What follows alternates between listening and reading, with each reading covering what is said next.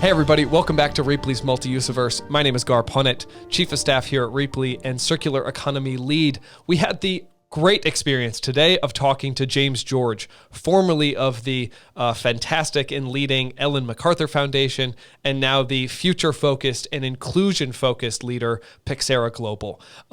All of our conversation was focused around what does it mean for a circular economy to be more inclusive, and what does this mean for a more sustainable future, and how are we actually getting there with the partnerships, the collaborations, the actual cohesive and co-opetition that's needed to actually make these business solutions possible.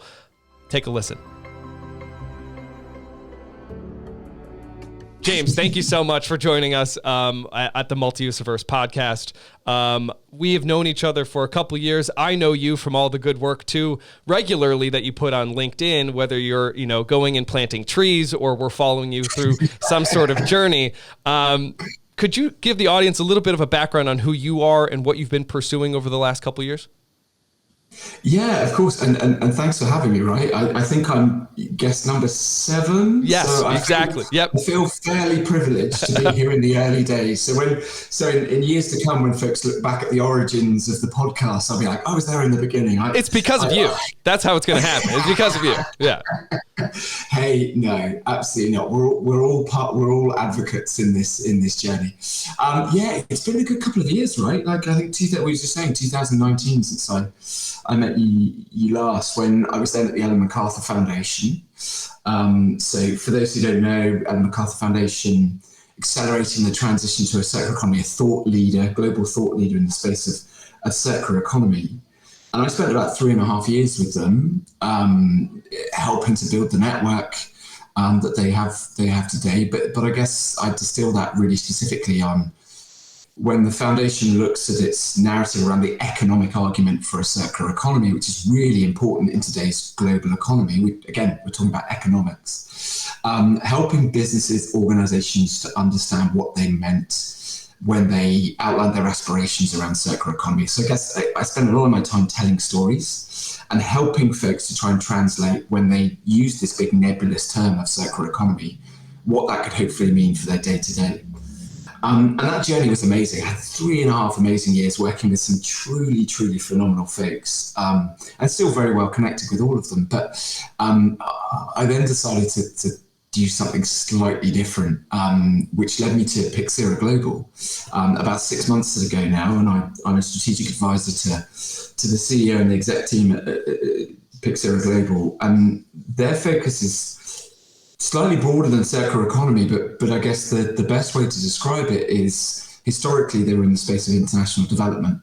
Most recently, when we think about a circular economy lens, their focus is really around the social impact element. Social impact, environmental justice, just transition. We've been hearing a lot of these sort of phrases recently, and they focus in very much about how do we create an inclusive circular economy. Because when you think about society, economy, environment, a lot of the work we see now, a lot of the declarations that are made by businesses, organizations focus on the economics, and they focus on the environment.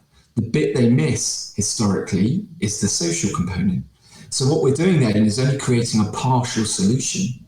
We're missing out this big swathe of humanity, social inclusion, human capital, however you want to package that up. And actually, if we think about long-term resilience, we need to factor that in as much as we do the economic argument and the environmental argument.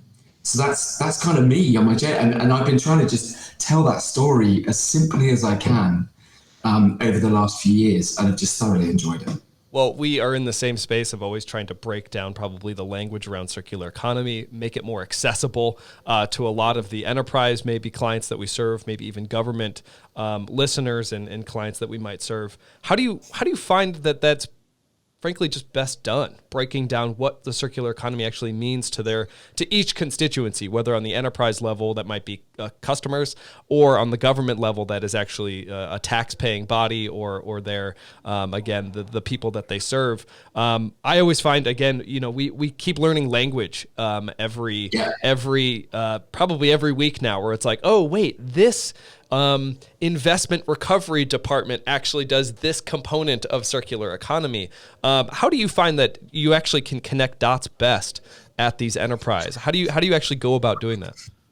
I think it's a really interesting question, and I guess this is the space that I spend most of my time, because it's the bit that interests me the most as well. And I get back to that idea, and people talk a lot these days about big storytellers, and it's a bit kind of, tongue in cheek, but there's an element to it, right? Because you've got to meet people where they are.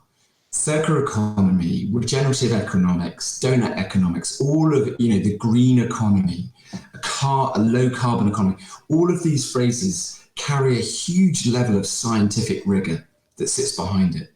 But actually 9 times out of 10, 99 times out of 100, folks want to know what it means to them in their day-to-day life, be that professionally, personally, or otherwise. So for myself, I've always taken the approach of using a $3 word rather than a $25 word, right?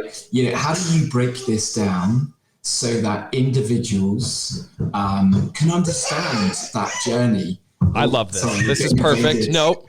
This is, for anybody who's listening, it's a classic COVID moment here where we've been invaded by a cute child. Yes. But we left off where you were talking about using $3 words. Yeah.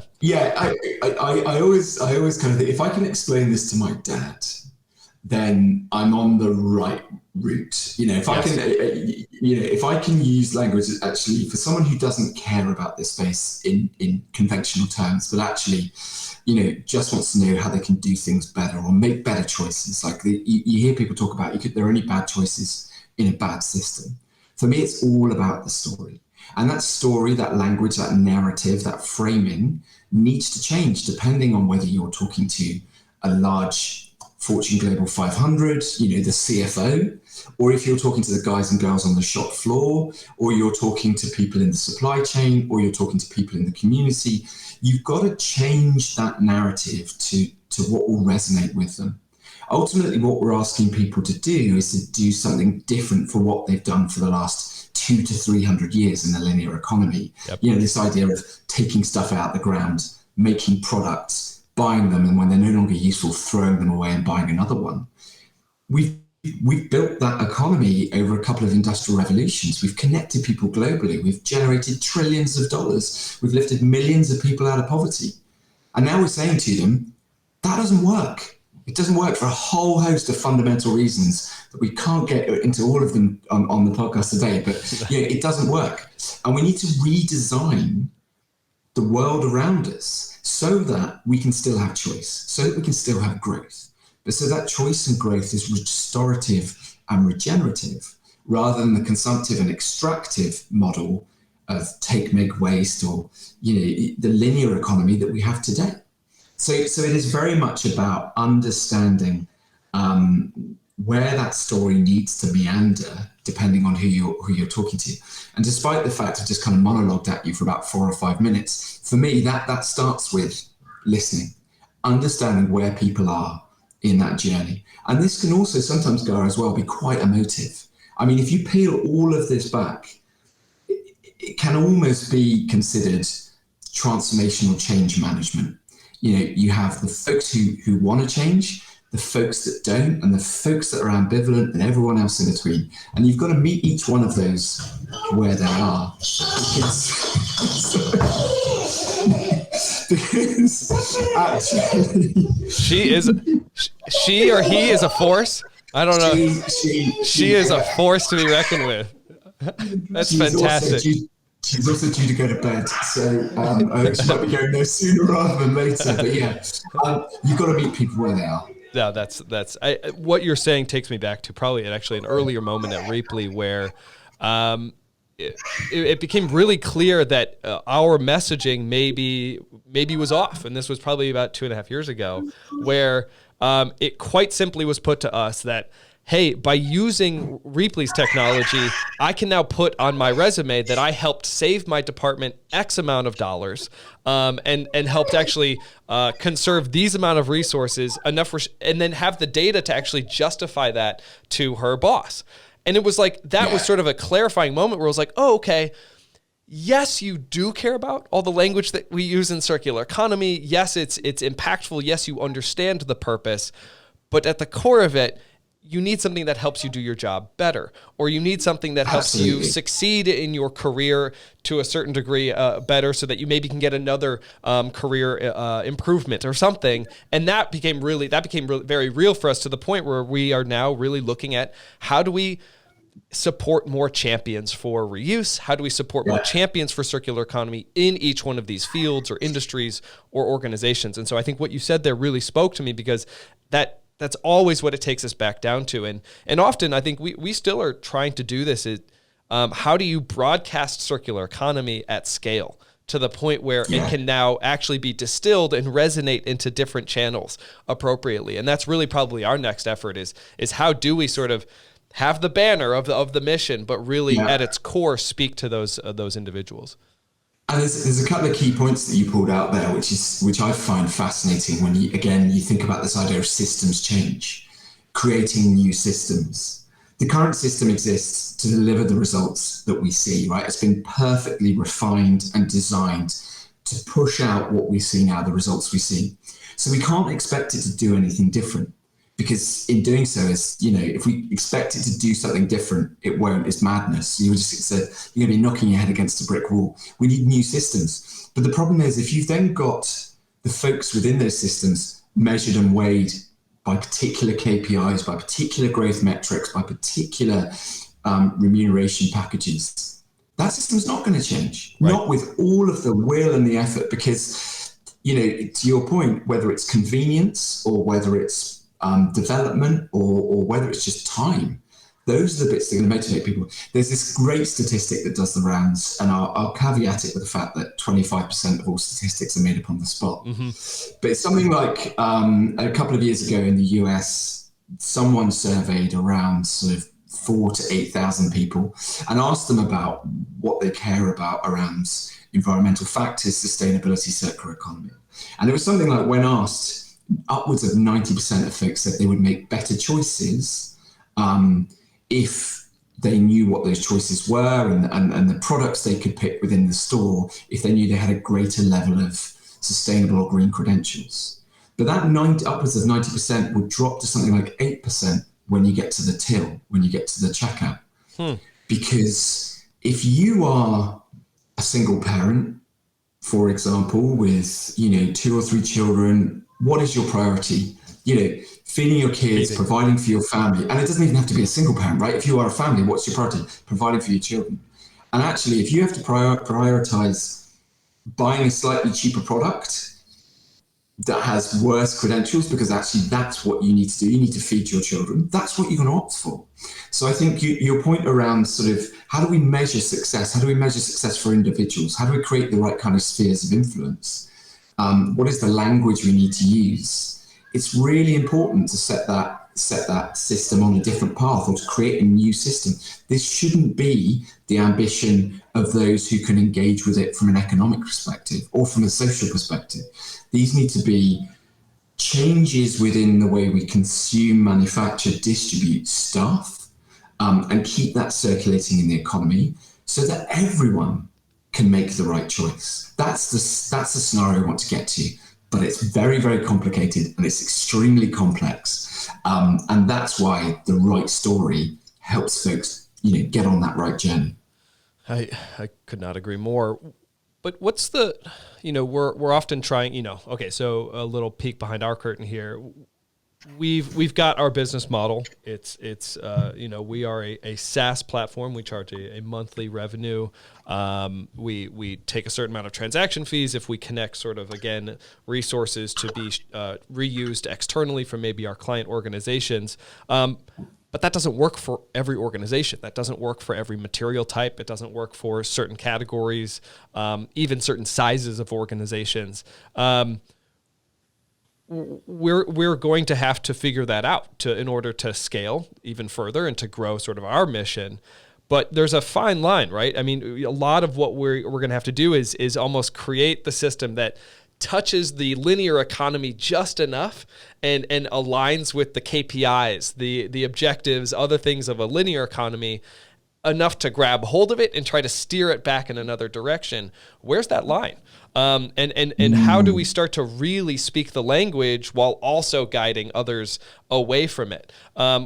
What practice at sort of maybe the corporate level, maybe even C-suite level, have you all had to engage with, where it's like, hey, we know that this is the direction you're going, but this is how it's good. This is how you'll actually get to a better outcome, and something that might actually allow you to enable maybe more resilient supply chains in a 10-year frame, not a 5-year frame, if you're doing it in certain other contexts. How have you had to navigate those sorts of conversations, again, where you're aligning yourself very briefly with sort of linear objectives, but then trying to bend it back around? That's a great question, and really meaty as well. There's so many facets in there. And I might need you to prompt me to come back on stuff as I meander off down a rabbit hole. I want to start with one of the points you made there, though, about the sort of resilience in supply chains. I've got a big bee in my bonnet, a kind of working hypothesis around supply chains and business resilience. And when we think about some of these meaty topics like climate change, biodiversity collapse, businesses need to start thinking differently about their risk and their resilience planning in the next 5 to 10 years. Again, my back of an envelope working hypothesis. Yes. And this is where I kind of fold in some of that social impact that we spoke of at the sort of top of the conversation before we started recording. When we think about global supply chains, and I'm not a supply chain expert either, when we think about global supply chains, they start somewhere. And I would say typically, if you think about, I don't know, any product, the clothes we're kind of wearing, where they first got stitched, the fruit and veg we have in our refrigerators, where they were first picked, your smart device, where was the first component laid? Go even further back, where was the first rare earth metal extracted from? These communities at the start of our supply chains are the ones most at risk from climate change over the next 10 years. UNICEF published a report about 2 months ago.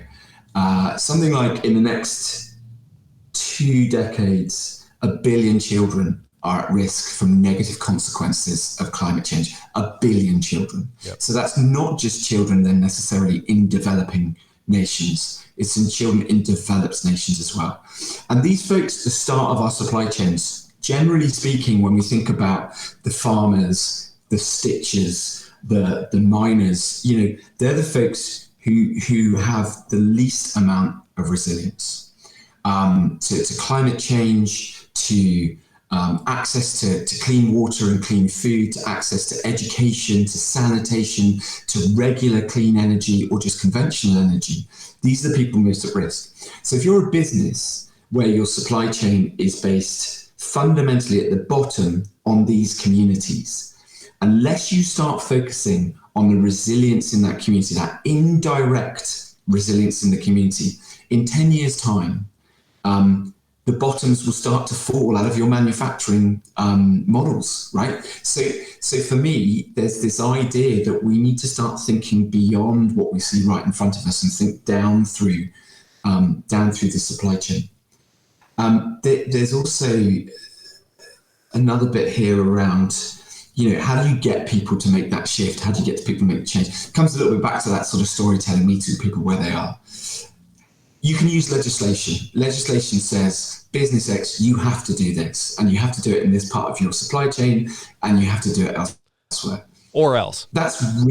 Or else, right? And that can be punitive. That can be, you then lose access to markets. It can be fines. It can be all sorts of myriad things. And as we all know, there's a spectrum of kind of compliance and everything else that goes with it. Some of these work really well as a carrot. Some of these work really well as a stick. And also sometimes they don't. So legislation is important to create the right framework to encourage businesses to do the right thing, or at least shift towards a better model. There's then this sort of consumer demand. You and I both know, Garr, the concept of reuse, maybe even 2 years ago, right, wasn't at the tip of people's tongues when they thought about stuff they could do differently. I can now go into my local town. I live on a small island on the south coast of the United Kingdom. I can go to my local town. There's a reuse shop. There's a shop dedicated to folks taking their own packaging.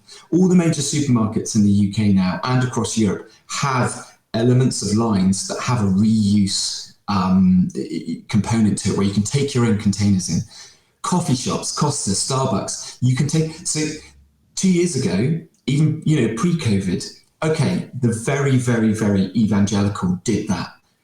But there weren't financial incentives as a consumer, 25p or 25 cents off a cup of coffee if you take your own cup in. These things help encourage that behavior. They help normalize that behavior. And then there's lots of other points in the question, but one of the other points I want to come back to is this idea of scalability. I've recently stepped away from this concept of scalability and actually favored more for replicability. Because the challenge with scalability means that you just need one solution and you just want to pump that solution up until it covers a particular geography, a particular industry, a particular vertical, particular product. But as you and I both know, and different geographies, different cultures, different infrastructure, different buying behaviors and patterns, different nuances means that you can't just carbon copy and expect the same thing in different countries and different industries and different verticals. Take one very specific example, sort of deposit return schemes really don't work that well in the UK, but work really well in some Eastern European countries. And that's a bit of a sweeping generalization. But again, there are cultural differences that mean that deposit return scheme works really well in that part of Europe. But actually in the UK, you need to do something slightly different. Similarly, state to state in the US, there are deposit return schemes, there's extended producer responsibility, but there's not that, federal level legislation. So again, legislation helps, consumers help, but then businesses need to identify why are they doing this? What is the reason they want to do this? And to one of your earlier questions, folks come to the table because they want to do the right thing. Folks come to the table because their competitors are doing it, or folks come to the table because legislation says they have to. And I'm ambivalent as to why they get to the table. The fact that when they're at the table, that's when you can have the broader conversation about why this is important. And I'm curious who's coming to the table. What we often find is it might be, you have a host of stakeholders that need to come to the table when you're actually finding a solution. There's no panacea. Every department needs to be involved. What we are, always hoping for is that more sustainability departments are given more power, are given purchasing ability within an organization to find solutions. But routinely, often, we're finding that that's not the case. They are empowered to find solutions and to bring them back into the business and to work them into priorities of the business and priorities of the operations. Who do you find, though, is really at the table, though, that can make those purchasing decisions? Is that the CFO level? Is that a COO level? Is that, again, just to break it down even further, the finance, the operations? Is that facilities? Is that some sort of marketing team? Who's really coming to the table and having these hard conversations? Yeah. And actually, are they sitting at the right table? Because that's the problem, right? Yeah. When you sit there and go, who's coming to the table? Well, we'll post kind of COP26 and the flurry of 2030, 2035, 2050 net zero strategies that everyone put out with no kind of real yet roadmap of kind of how we get there. We know where we are, we know where we've got to get to, we can create this lovely strategy that, as one person summed it up to me, if I don't solve it this week, I'll solve it next week because the deadline's not till 2030. And that for me kind of encapsulated a lot of the mentality coming out of COP26. I think it's got to be all those people, right? These are complex problems. They can't just be solved by the boardroom who set out a strategy, but then don't help the implementers to implement it. It's got to be your kind of senior middle managers who are going to implement it to understand why this is important and what it means for them individually, for the business, for the resilience and risk for the future. It's got to be your, the doers, the guys and girls on the shop floor. Why is this the vision of what the business wants to do? But then your supply chain, like even if you're Google, you don't control all elements of your of your supply chain. So you need to bring these partners in. You need to collaborate pre-competitively to bring them on that journey. Because if you just say, this is now the standard, guess what? You're going to lose a whole diverse proportion of your supply chain if you don't take them with you. And then also you've got to educate your consumers. Take someone like Coca-Cola, who many, many years ago said, if we produce Coke in clear bottles or green bottles or whatever it is, it doesn't matter. The customer's still going to buy it. Brands have a power to influence and influence correctly. So who needs to come to the table? Everyone. The marketing department, procurement, the board and strategy, your CFO from a kind of new funding model, your innovators, your sustainability folks. But actually, this has to be an agenda that sets across the whole of the organization. Some of the best examples I've seen actually of implementation have been through what I describe best as kind of guerrilla movements. Yeah. Sustainability professionals who may be in the 2 or 3 within their department, within their organization, seeking out the other champions who don't have necessarily sustainability or circular economy or CSR in their job title, but care about their sphere of influence and want to connect. And I've seen some really great examples of businesses create a circular to zero strategy based on that groundswell of the noise in the machine just getting so loud that the board can no longer ignore it. Not that they were ignoring it, but it takes on a life of its own. So I think it is, again, just helping to understand where people are and then helping them to amplify that message.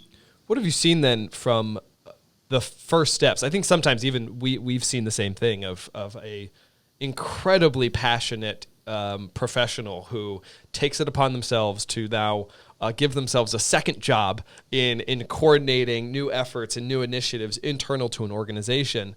That's a great first step. So anybody who's listening, you can do it. Like that's possible. We've seen it. But what else do you see as sort of the first steps? And let's take it through sort of maybe the frame of reference of maybe a CPG or a consumer packaged goods company or some type of I don't know. I mean, you all work with it. You've in particular worked with a lot of these companies and guiding some of these conversations.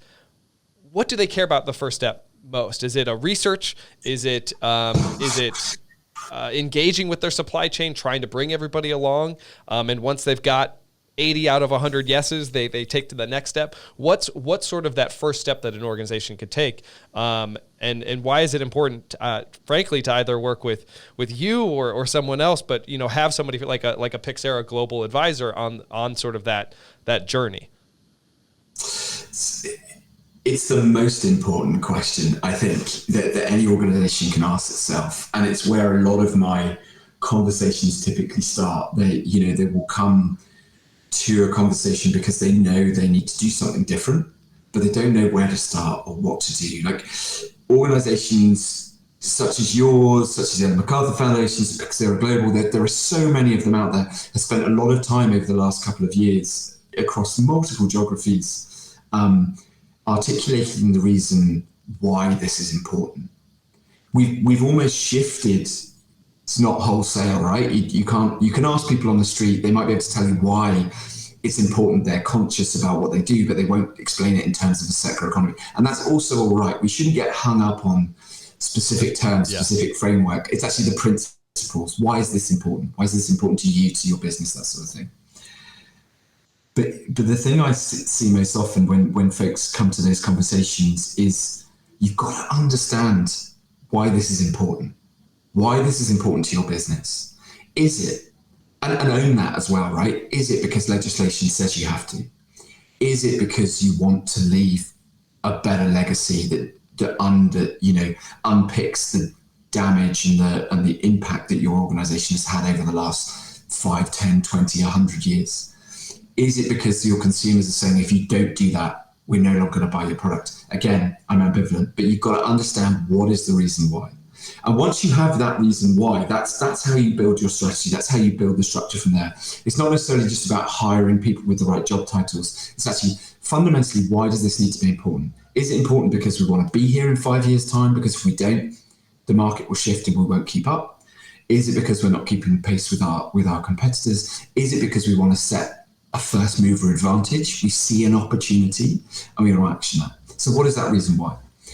The second point, I think, then is where can you have some quick wins?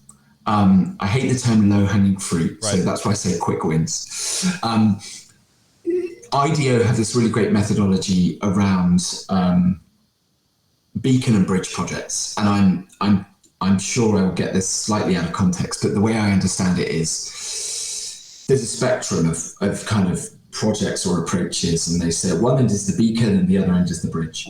The beacon is exactly as what it says on the tin, right? It is an inspirational product, an inspirational procedure, an inspirational business model that allows people to look at it and go, I get it. It might not be perfect. It might not be fully circular or fully regenerative, but it's a lot further along than the current incumbent. The aha moment, and it allows the aha moment, the catalyst. Right? Yes. This is possible. This is profitable. This is with purpose. And at the other end of the spectrum is the bridging project, something that's baked into the fundamentals of an organization. Might not be quite so sexy, but sets the conditions for the next stage of that journey. And businesses need to fluctuate between those 2 points, depending on where they are within their particular industry, based on legislation or consumers or every other kind of nuance that comes with it. But they need to be agile and be able to understand when they start on that journey. They may get a couple of weeks or a couple of months or a couple of years down the road and say, right, we need to shift direction again, because to one of your points before, the narrative evolves on this topic as we understand more, as we get more into the depth of the knowledge and the theory. Of course, our perspective evolves. So then our actions have to evolve. So I think the really important thing is starting with your reason why, understanding what are your quick wins, and then thirdly, enabling your people. Your people are your biggest assets in the fight against this current sort of challenge, whether you cap it as reduction in CO2. Human capital gets talked about a lot. How do you unleash your human capital? How do you unleash those folks who care about this stuff, but it isn't in their KPIs? How do you set up so it could be? How do you create a space for them to hold the community and drive that further? And ultimately, none of us are experts in this space, Garr. None of us, right? Some of us are just slightly further along in our own kind of journey, but none of us are experts. So we always have to challenge our own thinking with the realities of the industry, but also that doesn't stop us from sometimes just going, well, we're not going to get 100% research.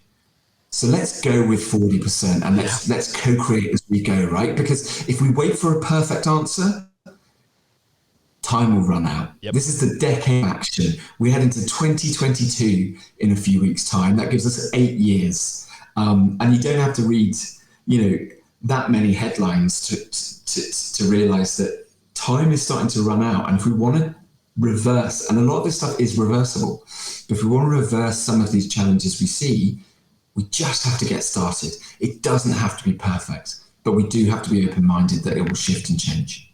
I think that's, I could not agree more, obviously, on what we see. And often we're having a lot of our stakeholders conversations on, let's just do something like this. We could continue to talk about this ad nausea, but why not just try something small and go forward, work together, really understand the data, build that out, make it replicable, scale it out. But it's I think that's key.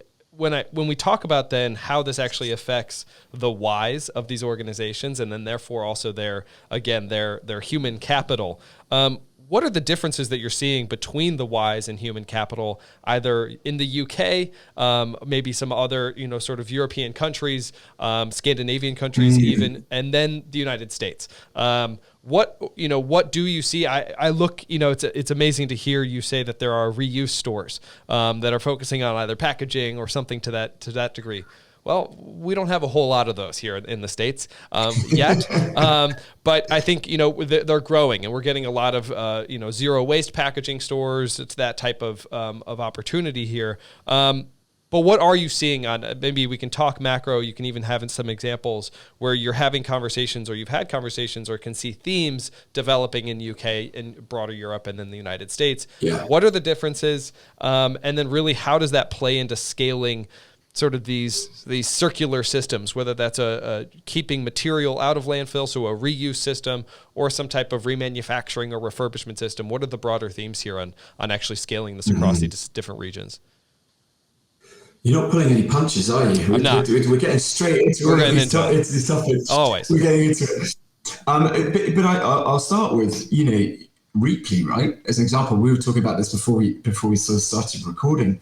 You guys over the last few years have just gone from strength to strength, and that's indicative of how this narrative has moved on from focusing on large assets within universities to everyday consumer products, right? This idea of stuff has value. It has value financially, emotionally, labor costs, IP, heat, energy, embedded carbon. It has value, but sometimes we can't always see that value. So actually helping folks to see where that value is, be it in their on their bottom line, within the supply chain, with the actions they can take as consumers, is a really good starting point to shift some of this activity. It's in that transparency, right? I mean, that's often where that action can happen. Is once you see the problem, once you really understand it, it can really then. I mean, now you're connecting dots for me on this. It connects you back to that why, but you need to see probably the elements that probably don't play out as well as we don't have a connected economy. Again, the linear economy is actually quite disconnected. And so once you start to see those issues, then you can start to connect those dots. You can put together your why and create your plan. And sometimes connecting those dots you can only do that if you can pull yourself out of your kind of bias, your kind of day to day, pull yourself out to 35,000 foot view or higher and say, actually, you folks across the industry are all talking about the same thing, about the same problem, but all trying to solve it in isolation. Yes. Imagine the impact you could have if we brought you all together and solved for an industry. And we've seen lots of examples of that, right, around organizations working with competitors or traditional competitors, because actually they see the opportunity in redesigning the landscape, redesigning the opportunity as a way of creating that market resilience. Reuse, remanufacture, repair, keep it, again, all of these topics come with a whole tranche of educational sort of support and understanding that needs to go with it. It's all good and well to kind of say, we're going to do this particular activity. And almost to contradict myself from the previous answer, the beauty of systems change, the beauty of the world we live in is it is magically complex. And every time you pull a lever here, you can't predict the other 2 or 3 levers that are going to move in 6 months' time. So action is important, but it's action with a mind for understanding about the consequences, the unintended consequences that happen. And to your point, data is key. And again, I'm not a data scientist, I'm not an expert in data, but I get the idea. If you can create transparency, if you can create an understanding of where a particular product, a particular molecule, a particular substance, material is going, you can predict what its value is against that sort of commoditized economy. So data is apparent. Data is king, and we need to understand that, but we need to understand it in a way that doesn't detract from the problem we're trying to solve. Again, getting this perfect solution. I think it's something I heard something a few months ago that even the leading climate science that we have now, even the smartest folks in the world, it's based on models, right? It's based on our best guess. It's based on an informed position, but it's our best guess. We don't know for certain. And the scientific community have this very kind of, open arm policy of saying, we're not going to get it 100% right, but this is the best perspective based on everything we know and everything we've known to this date. But we're not going to wait to have, a perfect hypothesis. We're just going to experiment And we're just going to push forward, and we're going to be creative, and we're going to form new alliances and new partnerships, and we're going to make new products. This is how we see innovation and change, by allowing folks the ability to innovate and to bring some of these very creative ideas to the forefront and make them a reality. And they might not be perfect, but what they will do is create that system that allows us to get to the solution we need to get to. I sat in a conference a couple of years ago, and there was a group of systems designers on stage talking about this idea of creativity and how we've lost the art of the kind of zany, because margins are so tight, because KPIs are so important, because growth at any cost. We've never ever said what is enough profit. The system is set up to generate the maximum amount of potential of profit at any time. And what really kind of painted a lovely picture for me was this chap said, when we think about global challenges, when we think about climate change, biodiversity collapse, what if we put the entire world's population on a third of the planet? What if we used another third of the planet to grow all the food we need and manufacture all the stuff? And what if we left the other third for the planet and the birds and the bees and all the species? And he said that would never happen, right? It would never happen. But what if we allowed ourselves to sit in that space for a moment and think about those radical ideas, allow us to just swim in those creative soups that then bring out these kernels of new innovation that we see day to day within the startup community, that we see day to day within the innovator communities, that are actually the solutions we need. We can't solve the problems we face now with the models and the products we've created in the past. We can't use the data of the past to solve for the future. So we need to get much more agile. And the really exciting and interesting thing is we're doing that at an alarming pace. Yeah. Blockchain, Internet of Things, digital enablement. There's still huge pockets of a digital divide, both in developing and developed countries. But we have the power to do that now. We just need to cut ourselves a bit of slack, that we don't need a perfect solution all the time. We just need a better solution than we've got right now. I love that. And it speaks to, again, continuing creativity, continuing innovation, and then also just being good with the ambiguity that, hey, this could evolve, and that our models will need to evolve as we learn more, as we can sort of grow and continue to address other systems. At the core of it, it's because circular economy, sustainability, it's not a destination. And we're going to have to continue to learn and grow in order to best serve all the other levers that we undo when we start to actually create some change and modify our current system. Well, we're at time, and thank you so much for spending the time walking us through this. I think it's been amazing to better understand where you come from in this world, and also I'm very familiar with PYXERA Global's work, and I'm excited to hear that this is where you are sort of taking your next step of your journey in terms of really advocating for more growth and more inclusion in Europe. Can you give us some more details on that? Yeah, absolutely. I mean, again, I spent the first sort of 3.5 years of my space focusing purely on the economics, the economic rationale. And that's still really important, but my thinking has evolved in the last 6 months. It's been with PYXERA Global around this idea of equity and equality and social justice and diversity of voice and diversity of thinking.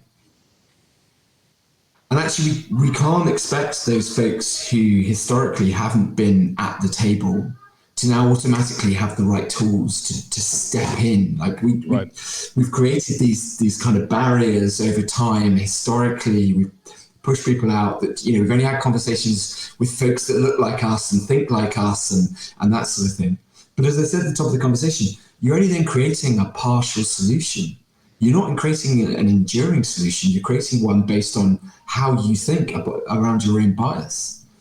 So what I'm really excited about the work with PYXERA Global is, for me, getting into my own narrative and my own understanding of my own biases and kind of stripping those out a little bit.